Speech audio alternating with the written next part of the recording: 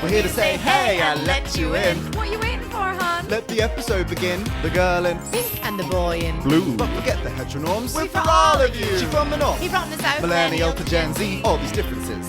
Girl, you're just like me. Pop culture obsessed and it's your turn to breathe. So So come dive into the world of the poppy seed. Boom! Hello, hello, hello. Hello, I'm Sarah. I'm Jacob and this is the Poppy Seed Pod. Rewind.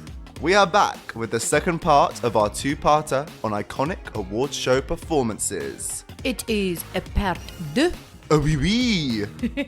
And we've got so much more of that good stuff coming your way. Oh, should we skip the shenanigans and just jump right back in? Oh, defo, babe. Let's hit the rewind button.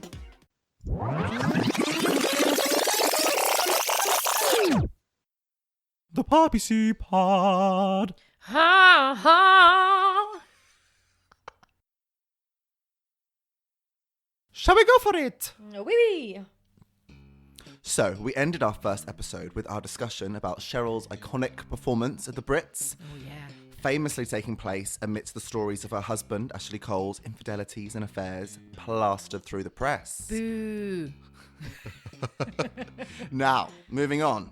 On the topic of plastered through the press, we're starting this episode off with the icon who has arguably given us the most iconic award show performances. And that is our girl, Britney Spears. Yes, Brittany. From the Brits to the Brit. Oh, I like that, Sarah. Right? Yeah. Britney Spears, thank you for everything. Thank you for your service. Yes, and what a service she has done. Now, She served us. yeah, she really has. Oh, we're on it. Way. For me, when you say Britney Spears, iconic award show performance, it is Slave for You. The snaky, snaky snake. Snaky Snake, 2001, baby. 2001, absolutely, that is peak Britney award show performance, with a special nod to the 2000 VMA performance of Satisfaction / Oops, I Did It Again with that outfit reveal. Yes. Yes. But we're bringing it right back to the snake. So yeah, back to Snaky Snake.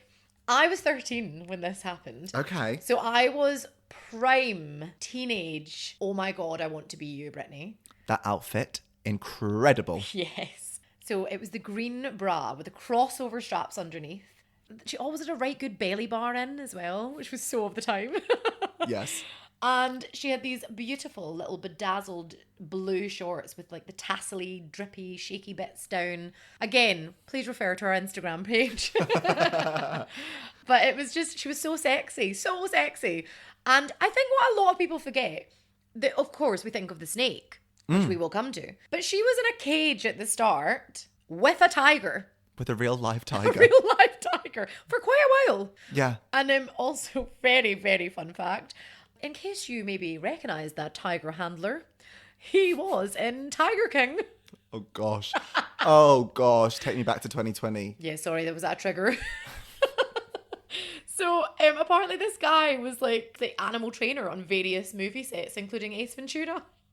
So she started in the cage, she comes out, she just is incredible, she smashes it. Oh, and we can't forget to acknowledge the iconic Slave for You choreography. Brian Friedman, of course. Oh yeah, he was of that time as well. Right? Yeah. I mean, we all know it. We're all whacking it out right now in our heads, aren't we? Oh, doing it right now, but not quite the way Brittany can. No. Nobody does it like Brit. But what surprised me the most actually when I rewatched the performance, of course, the snake. I was going to say, if the snake didn't surprise you, It was a real surprise, Jacob. No, for how long she held that snake. I can only stand and applaud. Well, I don't think Brittany liked snakes. You know, she was petrified. Yeah. She said since. She didn't want to do it. Yeah. And it's a long time she's walking about with that heavy, heavy ass snake round her. She was doing choreography with a snake around her neck. Guys, come on. Right. Just bow down. Yes. Wait, how old was Britney here? Like 19? Yeah, 19. Wow. Now, as is becoming the theme for these boundary-breaking performances, this performance resulted in criticism for the sexy nature of the song and performance after Britney had her midriff showing at the age of 19. I mean, just eye roll. If it's a woman, they're going to have something to say. Oh, they always do. And if there's one thing they're going to talk about, it's her body. And I'm not going to lie, like watching her and growing up with Britney being like my icon and idol, it was a pretty impossible beauty standard through no fault of her own. She looked incredible, but us being fed that Britney at times wasn't sexy or wasn't in shape, as a full-blown adult woman, it actually infuriates me. Because I get angry at the kind of like, you know, all the magazines that I bought into slated these women about their sizes, their weights, and it really affected like my generation and how I felt growing up, which I am pretty sure most millennial women can relate to. Which, of course, Jacob segues into a pretty infamous performance of Britney's. Yes, we flash forward to 2007, once again at the VMAs, with Britney's performance of Gimme More. This really was in the midst of the 2007 Britney struggle that was just the constant daily media circus. Yeah. Pun not intended, but very much appropriate. Yeah. It was Britney everywhere, and everyone was just desperate to see what Britney's next misstep was going to be. I don't think, apart from Diana, I don't think many other women have been hounded as much in the press than Britney Spears.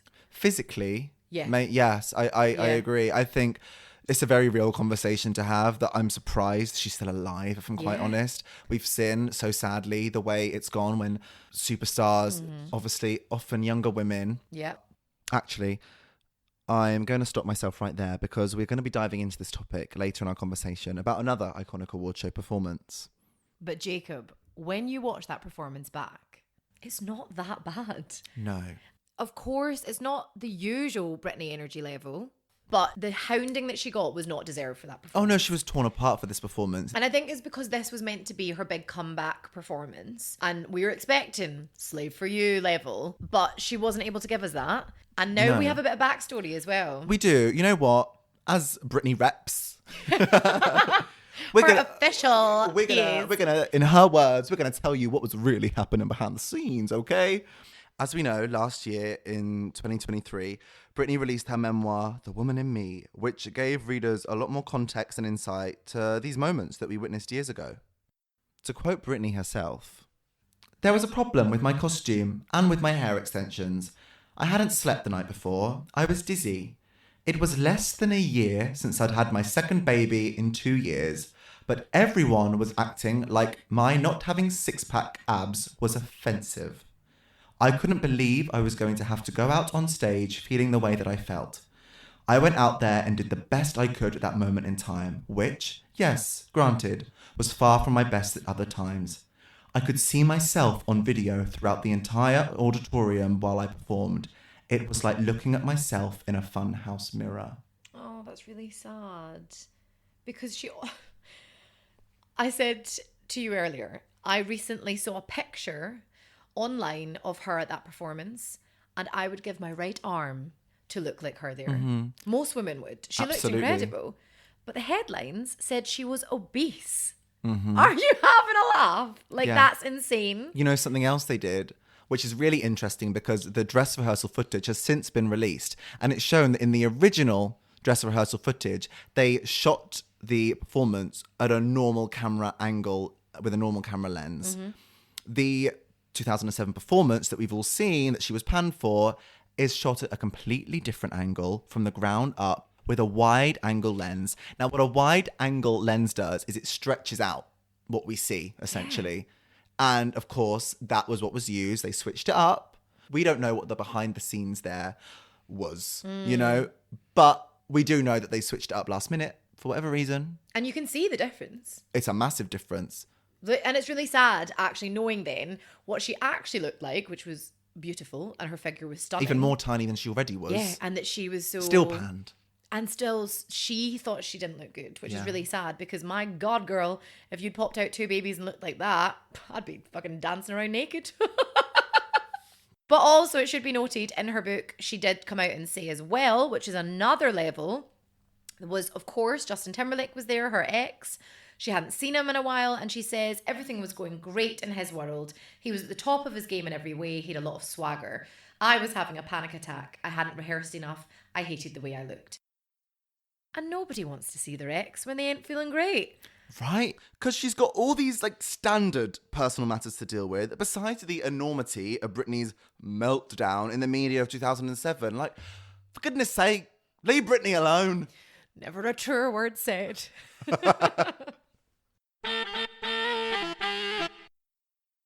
So I like to think that the impact of this performance on pop culture is that we learned some lessons. Yes. Of like how we address women and their bodies, how we treat celebrities, how we actually like. I'd like to think it's got a little bit better, but probably not because it's shifted to the internet rather than magazines. Mm-hmm. But she did get to have a happier moment, shall we say.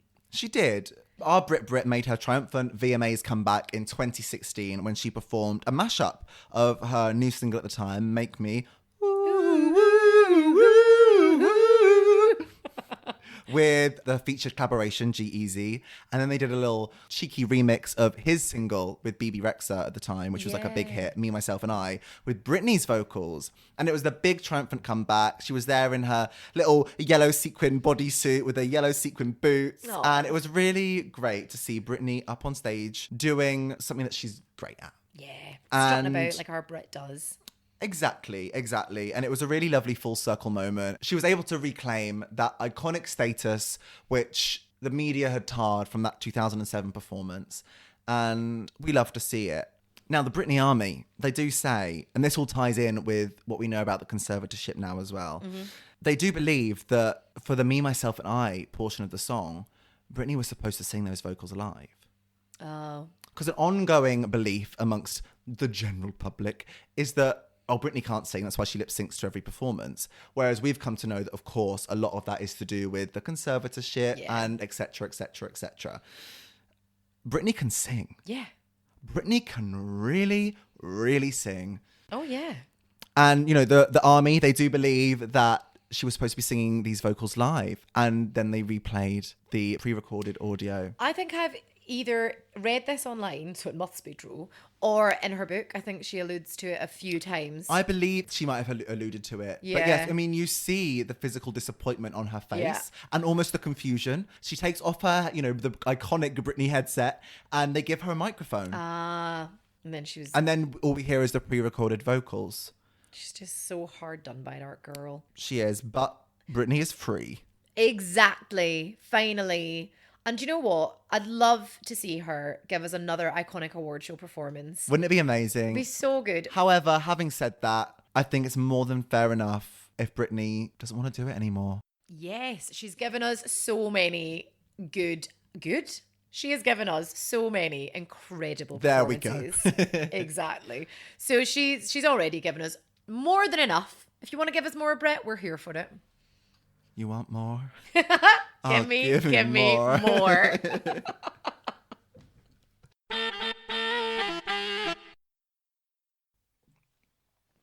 Right, so talking about Britney's harassment from the press, the media, the paparazzi, takes us very smoothly into the performance we are talking about next. A rather iconic one. This, for me, it gets me so excited. Yeah. This performance does something to me that just makes you be like, oh, this is art. Yes, and that is what she does so well. Yes. The art, the pop, it is, of course, Lady Gaga's performance of Paparazzi at the 2009 VMAs. Now, this performance was a bold theatrical masterpiece and a very clear commentary on the relationship between the tabloids and young female stars, which, when you think about it, had really reached a peak era of its toxicity at that sort of time, you know, between Britney and everything we've already mentioned, Rihanna's abusive relationship being used throughout the media. And of course, we had child stars like Lindsay Lohan, to name one of a few, that were just sort of being dragged through the mud for their rise to adulthood. God, we think now is bad. When you actually think back to that, it was horrible what they did to these female stars. Yeah, Gaga herself told MTV News that she wanted this performance to focus on how, quote, the celebrity sort of has this inevitable demise that we love to watch. And Gaga couldn't be more right. Mm-hmm. I mean, we've seen it countless times. Am I right? Oh, all the time to women. Yeah, particularly young female stars. Yeah. Tabloids, press and paparazzi are so eager to boost them up. only to make their demise, if you will, that much more of a spectacle. Thus, that much more profitable. Money, money, money, money. Should we get into the performance? Yes. Let's do it. Let's get into it. Let's jump into that time machine and transport ourselves back to 2009 at the VMAs. I was getting drunk at uni. I was 10. Oh, God. Ouch.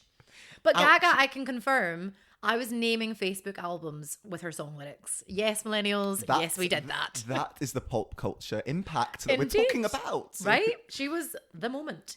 Still is. Now, come on now. Right, so the performance starts as Gaga's being introduced to the stage, and we hear the crashing of glass and a young lady scream. Drama. Oh, what has happened? From the get-go. The curtain rises, and we see this decadent mansion-like setting with an enormous chandelier fallen from the ceiling lying centre stage. And guess who's laying beside it? Only our girl Gaga. Gaga. The song begins. Both Gaga and her dancers are in like this white lace draped in pearls with, of course, the Gaga level of extravagance. Oh, it's full-on theatre. Oh, yeah. Oh, my goodness. And Flesh, which we love from Gaga. Flesh? Yeah. I know that was weird. Wasn't it? That sounded- Flesh. But she's just so sexy. She always looks so good. Oh, we live. Flesh.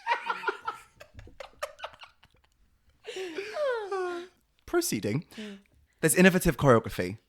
Gaga's incredible live vocals, but it's as the climax of the song approaches that Gaga heads to this enormous white grand piano that's like been hidden to the side of the stage, and she begins to like ferociously play the piano. Yeah, with one leg up on it. Literally. Which we now know is like standard Gaga. But Yes. for that performance, it's like, what? What's going on? It is what's going on. The camera was cutting to the celebs in the audience with their jaws already dropped wide open. As the final chorus begins, Lady Gaga rises from the piano. She stumbles to centre stage. Here we go. You ready? Oh, I'm ready. Blood begins to stream down her chest and stomach. She ends the performance screaming out as she's strung to a rope as her dancers surround her and she's lifted above. The song ends, she drops her mic, and she hangs there, covered in blood, as the paparazzi continue to take photos of her. That is the bit that gives me goosebumps. It's the sound of the clicks. Click, click, click, click. And the fact that some of the blood has went into her eyeball. And she's keeping her eyeballs like wide open. Yeah. But it's so true. The sad fact of this is that performance looks extreme. It is so Gaga, but it's fact.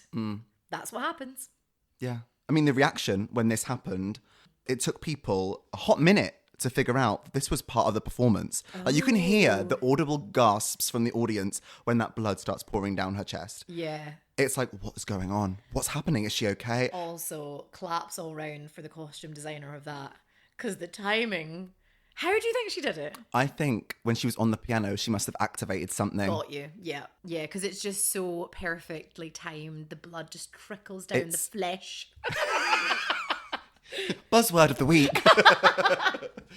Yeah, it's... I say it too much, but do I? It's iconic. That is iconic. Look, we have to acknowledge as well, sorry, Gaga was only 23 at the time of this performance. And really in her first year of mainstream success. Wild. She really, like, again, it's the power of hindsight, but she was a visionary, is a visionary. But to have that confidence and know who she is at 23. To make that level of a statement. Yes, yeah. Of course, Gaga became known for these outrageous and exciting moments in pop culture. But in many ways, this performance really set the tone of what we could come to expect from Mother Monster. Years later, actually, Gaga reflected back on this defining performance in her 2017 Netflix docu, Oh, yeah. 5'2". Did you watch it? I loved it. So Yeah, good, right? yeah. So good. She said, quote, "If I'm going to be sexy on the VMAs and sing about the paparazzi, I'm going to do it while I'm bleeding to death and reminding you of what fame did to Marilyn Monroe and what it did to Anna Nicole Smith." The list continues. Gaga always has like a message and a point to make alongside like the fabulous extravagance of it all. And it being an absolute bop. That part. Do you know what I mean, though? Like, it's... Like, a lot of people or celebrities could try and do this, but she's got the songs to back it up as well, which I love about her. It really is. I said at the beginning of the segment, I'm going to say it at the end. Art, mama. Art. Thank you, mother. Thank you, Mother Monster. From a performance referencing the media's obsession with young women to the performance from a young woman who broke the social media. Quite literally.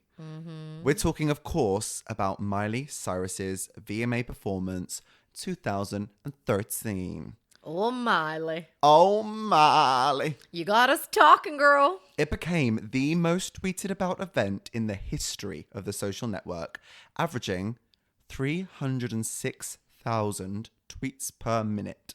What? That's mad. Yeah. There's literal global event stuff happening. Sarah, this was the global event stuff that was happening. Fair. But we're going to get into why that is. Okay. Now, a little context if you care to listen. I do. Miley Cyrus had just finished up her time on Hannah Montana, with the show coming to an end in 2011. Now, this show had obviously catapulted her to absolute superstardom, making her, arguably the child star of the late noughties. Yeah, I would say so. When it came to transitioning into adult superstardom, our Miley had some tricks up her sleeve, and it was sure to make its impact. Well, I think she was successful with that. Also, I didn't realise it was that close to her Hannah Montana-ing days to this performance.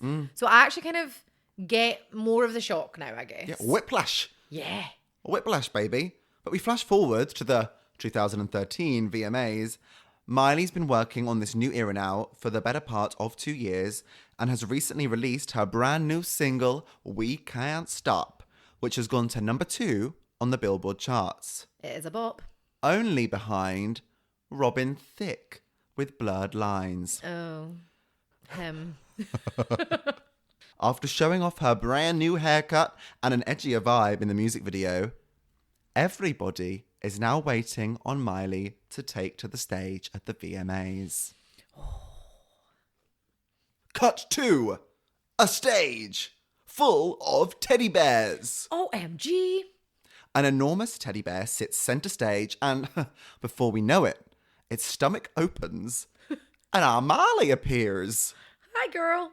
She wraps her leg round the big teddy and sticks out her tongue.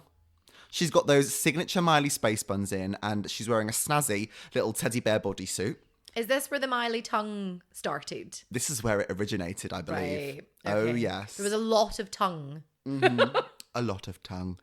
She performs We Can't Stop, surrounded by twerking teddy bears, and obviously it's a bit more risque than the audience are used to from our Miley. I think it's fair to say that once this performance had got going, the Miley we knew was long gone. Hannah Montana, dead. Yes.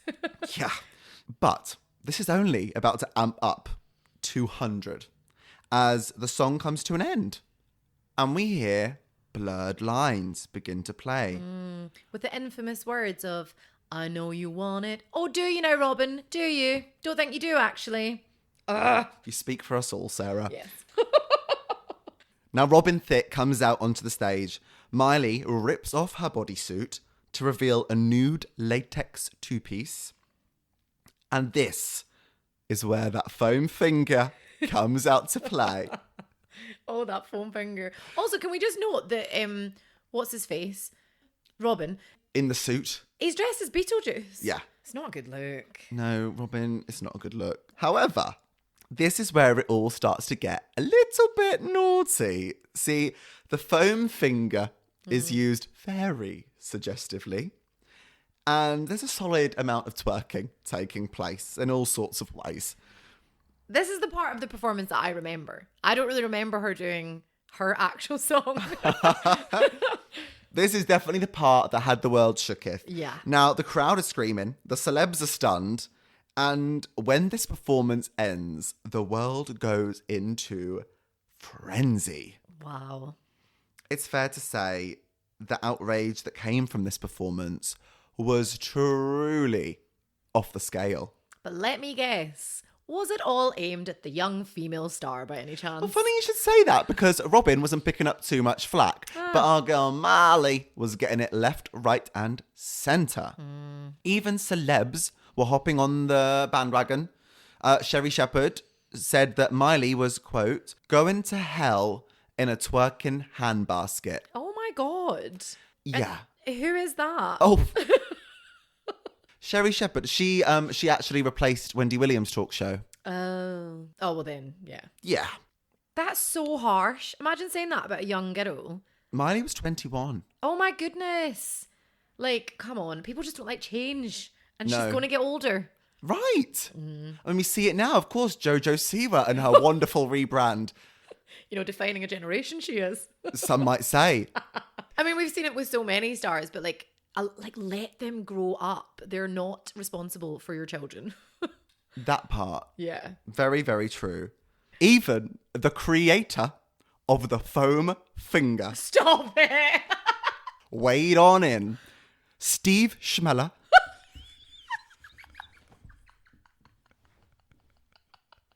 Yes. Not to be confused with his sister, Fanny. Stop. Oh, yes. Even he weighed in. What did Schmeller have to say? Steve Schmeller.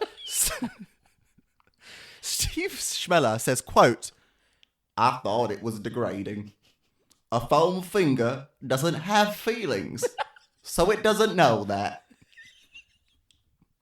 Is that for real? That's deadly for real. Oh, Steve Schmeller. A simple man is our Steve Schmeller. I think so. No, bless him, maybe we can't say that. He invented the foam finger, for goodness Well, sake. yeah. And Miley reinvented it. The sales probably went up. Schmeller, calm down. Oh. Now, with all this attention, even Oxford Dictionary ended up adding twerking to their dictionary.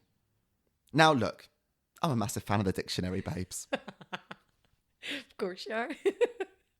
But how wild is it that off the back of this performance, they changed the dictionary? That's wild. Talk about pop culture impact. Right? Quite the impact. To get twerking in the dictionary, which obviously this was clearly the year that it became mainstream.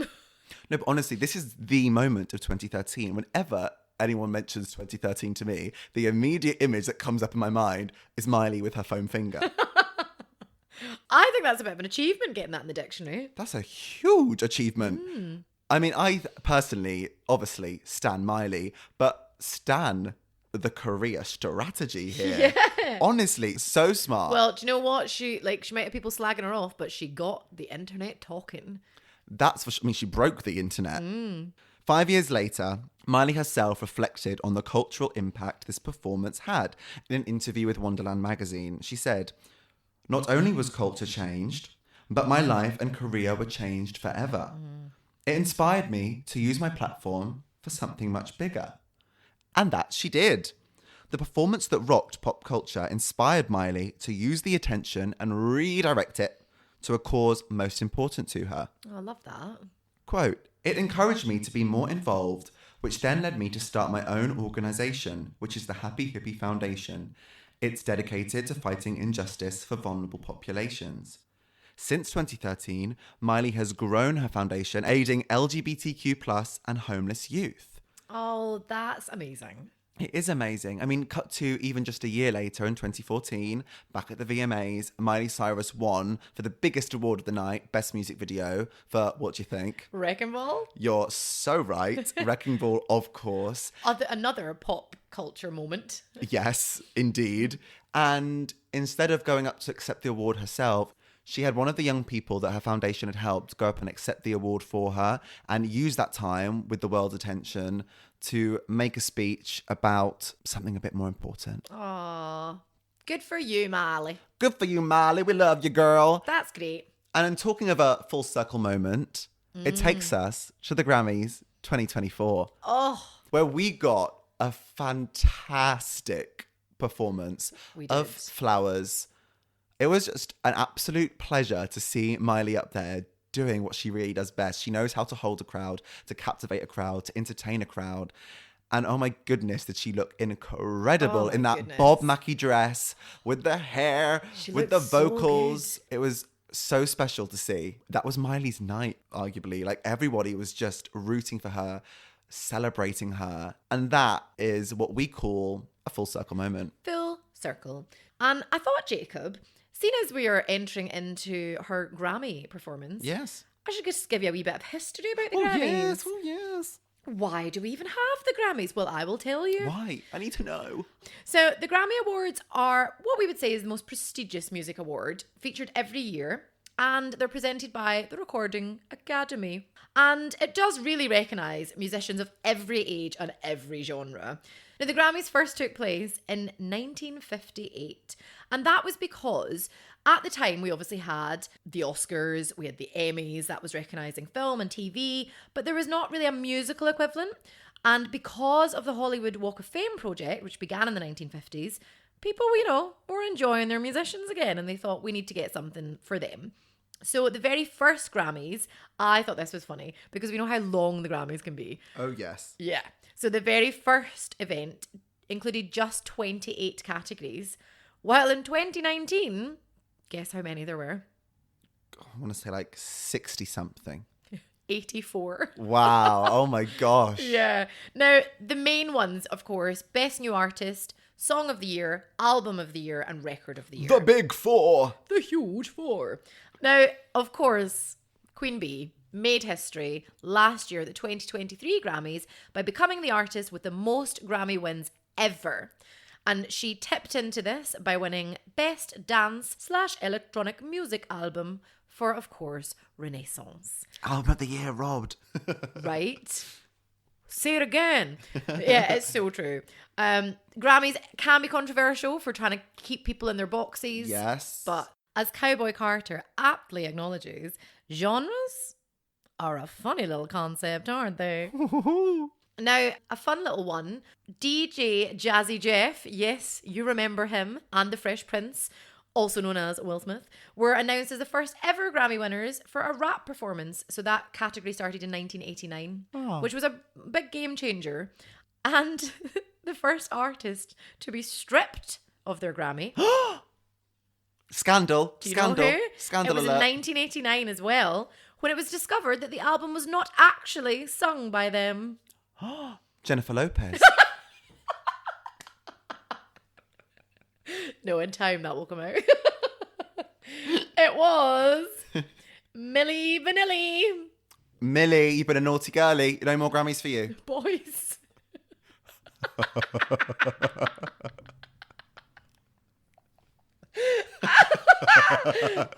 me get that was so funny. Two boys. So yeah, that is a little bit about the Grammys. Well, thank you for updating me, Sarah. You're so welcome. So, not only did Miss Miley smash it at the Grammys, broke multiple records with Flowers, but girl's got a duet with my ultimate icon, Beyonce. Okay, that's it. Consider me a Miley fan. Well, welcome to the community. Oh, I'm happy to be here. I think we should watch some Hannah Montana after this. Don't know about that.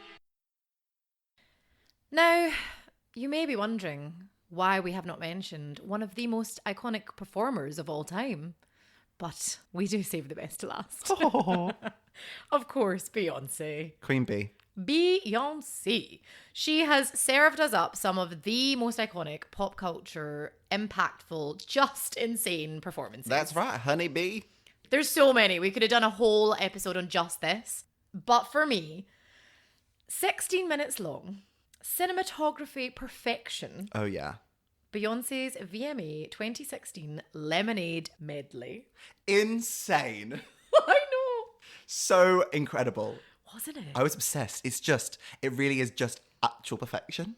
Do you know the amount of times I sit down to be like, right, I'll just watch a wee bit. And then 60 minutes You later. can never do just a wee bit, Sarah. No, never. And I think what we've learned about Beyonce, especially over the last few years, is she is really good at directing.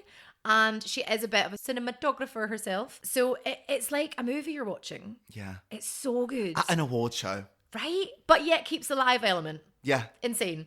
So to set the scene, as we like to, she starts with a white mink fur coat, as only Beyonce can, that just sits perfectly on her shoulders. And I'm always like, how is that not falling off? But anyway, she reveals some black patent thigh highs. And can I just say, they're Louboutins.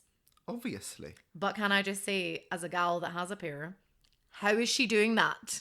Because I can't even walk in mine. They're the most uncomfortable things. And she is like just smashing it on the stage. She's wearing this black bodysuit that's lace, feathers, and she's just serving up a standard Beyonce power shoulder.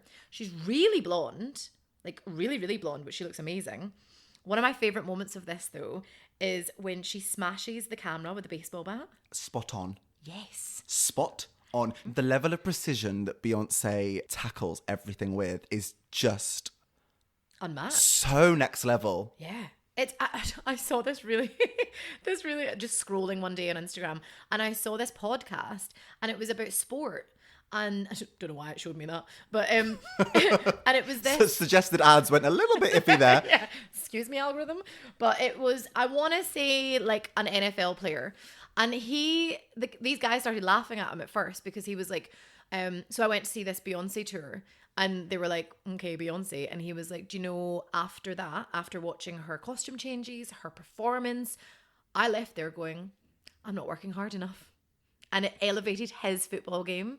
Beyonce's an inspiration to us all. Her pop culture impact. That's our takeaway from that. Goes to everyone. So, the camera smash, what I loved as well is when it lands, it's the perfect frame for her heel and just her perfect bum. That's all I have to say, Jacob. On that note, Beyonce is inspiration to us all for her art, her work ethic, her booty in Sarah's case. Mm-hmm. But she's also inspiration to the pregnant girlies because Beyonce completely redefined how you announce a pregnancy. Oh, yes. With the performance at the 2011 VMAs. Of course, we're talking about Love on Top. The vocal Mount Everest. It really is. And it's such a good song. Such a good song. The bop of all bops, to be quite honest with you. I should add, this performance is quintessential 2011. We cut to the audience. We've got Lady Gaga dressed up as her alter ego, Joe Caldone. Forgot about that. Yeah. Stood with Tony Bennett, of course. Of course. Bless his heart.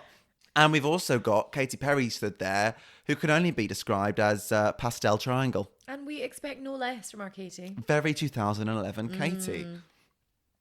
Now the performance begins. Beyonce's facing the back of the stage. She's wearing her sparkly Dolce & Gabbana jacket. It's sophisticated. Yes, the jacket is done up because she's hiding a surprise. And she starts the song by saying, I want y'all to feel the love that's growing inside of me. And we all didn't get it. But we did by the end. As the performance continues, and now it just keeps going up a notch, up another notch, and up another notch, as the song does. Oh, yes. We're not... Sorry. Anyways, we've reached the end of the performance. She's given it. She's throwing herself backward and forward like I am right now. Yeah. It's like Beyonce's in the room with me. And she's worked her way towards the front of the stage throughout this performance, through the key changes. She's doing it all. She's finally at the front of the stage. The song ends. She drops the mic. Oh. She unbuttons the sequined Dolce & Gabbana jacket. And she shows off a bump. A little blue bump. And the crowd goes mad. Yeah. And we're all like, what? Oh my gosh. Oh my gosh. She gonna be actual mother. Yeah, and it was so of the time because I remember Kanye jumping about on Jay-Z being like, yeah, man. Yeah, back when they were friends. Yeah. Yeah, and then you got Gaga and Tony Bennett in the back. Yeah. Like, I love it. It's so good. It's so good. But this really like revolutionized the way celebs announced pregnancies. true. Beyonce was the first to do something on this scale to announce a new addition to the family. Yes. From there on out, pregnancy announcements were never the same for the celebs. And I mean, talk about impact. She's always making an impact. She has given us so many iconic award show performances Oh my goodness. that it's hard to just choose. I mean, we've got 2017 Love Drought at the Grammys. Oh, and then we've got Deja Vu at the BET Awards in 2006. Oh, but then 2016 Country Music Awards, Daddy Lessons with the Chicks. Yes. Oh, one of my faves, Ring the Alarm at the VMAs 2006. Oh, that was a good one. Oh, but 2011 Billboard Music Awards.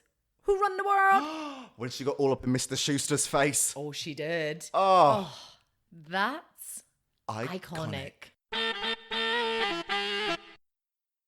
Now, we've calmed ourselves down a bit after all the Beyonce chatter got us a little bit excited. Oh, very excited. But we're coming to the end of our episodes on iconic award show performances. Yep. And we think it's time that we introduce a little new segment for you guys. Just so you know what you're going to be getting into with us over here at the Poppy C Pod. Because we love the Huns. Oh, we love a Hun. And we love the underrated. And the underappreciated. But we also love the unbelievable content. Oh, unbelievable.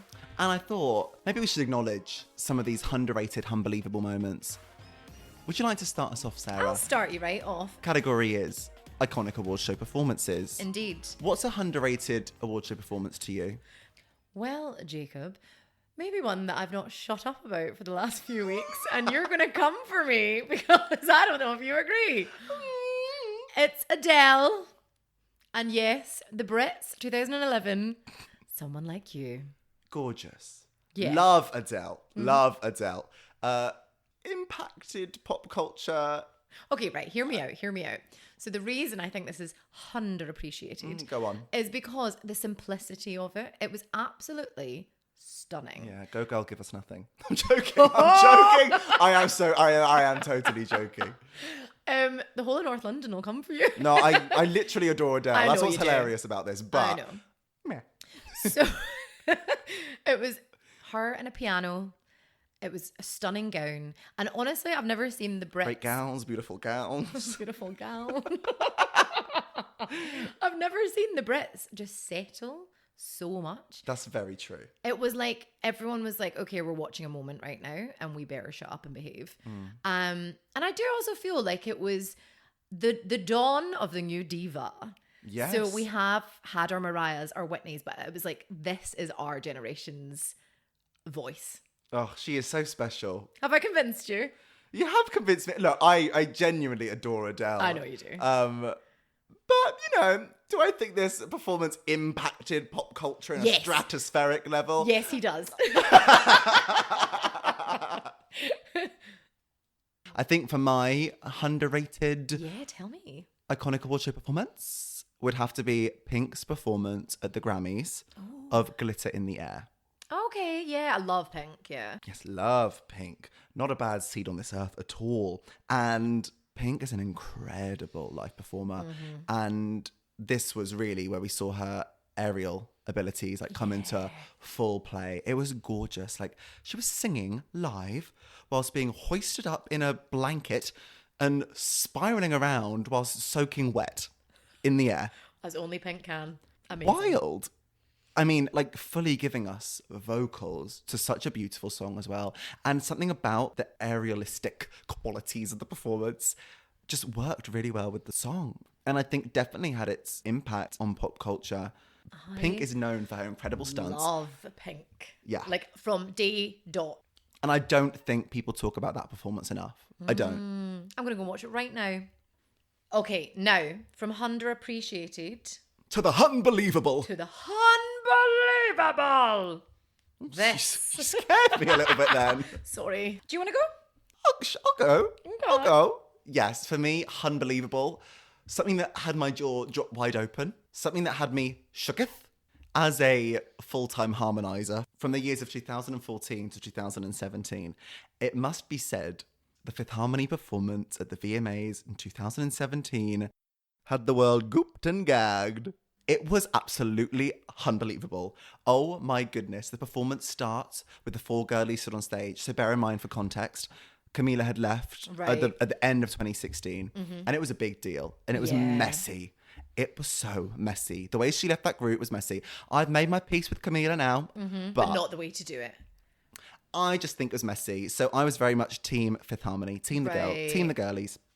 And it was a big deal that the girls got to perform because a lot of the attention drifted to just Camila when she left because she was pushed as the breakout star. I'll be honest, that's the one that I knew. It was orchestrated to be that way. Right. The performance, however, wow. So it starts, they're on a big platform, the 4 girlies, they're in like silver chrome puffer jackets that kind of make them look like the moon people. Okay, yeah. So it's very that's great. cute. It's very yeah. VMAs. And we see, hold on a second, wait, there's 5 of them stood up 5? there. There's 5 of them stood up there. Very confusing. Very confusing. But no sooner than you can get your head round them being 5, one of them goes flying off the back of the stage. It's so brutal. It's brutal, but iconic pop culture moment. And not only did that performance give us that iconic pop culture moment, it also gave us Normani jumping in to a split. Oh, wow. Mid-verse. As only Normani can. Because Normani knows how to make her impact. I mean, Miss Normani's had us thirsting after an album for like 6 years. So she knows how to keep us invested. I just love the violence in which that doll or whatever it was yanked off that stage. That was not a doll. That was a real life person. No. Yes. No. Oh my, are they okay? So there we go. Oh my God. I think we need to do a Fifth Harmony episode. Oh, I think it needs, with all that, yeah. Because it's truly unbelievable. Sarah, finish us off. Now this, I will fight you if anyone has anything other than unbelievable to say about this performance. And that is 1994 American Music Awards, February the 7th, Whitney Houston. Wow, we are ending with an icon. As only we can. Now, Whitney, anything she does is iconic. But this is like the height of Whitney. And if you watched the recent film, they do this performance in it as well, the biopic of her life. But it's a medley of I Love You, Porgy, and I'm Telling You I'm Not Going, and I Have Nothing. 3 of possibly the hardest songs to sing, all mashed up. It's insane. How did her vocal folds cope? It was 10 minutes long. And I know that we've talked about Beyonce's 16 minutes, but this was 10 minutes of pure vocal. There was no charades. No. There was no backup dancers. There was no, she was stood there giving us vocals. Yeah. Just like your fave Adele. Exactly. See, I got a theme. Now, she won 8 awards that night, so... Wow, and was that the most ever won in one night? Yeah, I believe so. But it's tied with Michael Jackson. Wow, yeah, that makes sense. Yeah. Icons. It's just stunning. I'd really recommend you to go and watch it because I don't think I've seen, even to this day, the house erupt. Like, everyone in the audience knew they just watched history.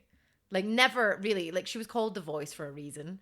You are never going to see a performance like that again. Completely. Unbelievable. Oh, unbelievable. Sarah, we have reached the end of this epic 2-parter on iconic award show performances. I know already. It's whizzed on in. And what an impact these girlies have had on pop culture. Yes. Now, as you eager listeners might have noticed, these pop culture defining performances have all been coming from the girlies. Mm-hmm. Now, of course, we here at the Poppy C Pod are all about equality. And trust us, when we tried, we genuinely looked for male performances that have impacted pop culture in the same way, and we could not find. Guys, come on, we've got to step it up. Now, why? Why is that, do you think? I think there's a lot of reasons, to be honest. I think women are often expected to... We've come to expect female performers to have a higher quality performance when they perform live. We're so used to men coming, just sitting down, strumming on a guitar and worshipping the ground they walk on. Yeah, because they can get away with that. And they can get away with it. You know, culturally, women are so often expected to, quote, stay in their lane. So inevitably, when they break these male-placed boundaries, it's always garnered so much more attention, outrage, and left its mark so firmly within pop culture. Do you know what, Jacob? I could not have said it better myself. Maybe I should have, because I'm a woman.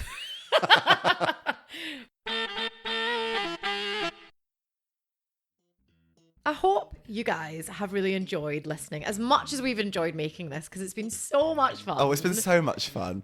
And I tell you what, Jacob, I don't know about you listening, but we are about to go and watch all the performances that we've talked about. Absolutely. Of course. We have loved hitting that rewind button with you for the first time. Oh, yes. And we cannot wait to push that button again together. But hey, until next time, it's been a joy. It's been a pleasure.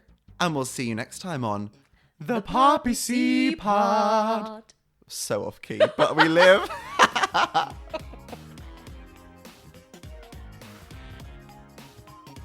Hi guys, thank you so much for listening to this episode of The Poppy C Pod. Whilst we've collected our information from reputable sources, the opinions and views expressed do not necessarily reflect or represent those who we've discussed in this episode. As much as we would have loved to have witnessed these Poppy C moments in person, sadly we did not. And this episode is a combination of in-depth research and our own opinions. Make sure to check out the Poppy C Pod on Instagram at the Poppy C Podcast. And at the Poppy C Pod on all other socials. Please leave us a 5-star review on your podcast streaming service. It really does make the world of difference to an independent podcast like our own. Thanks, darlings, and see you next time on The Poppy C Pod.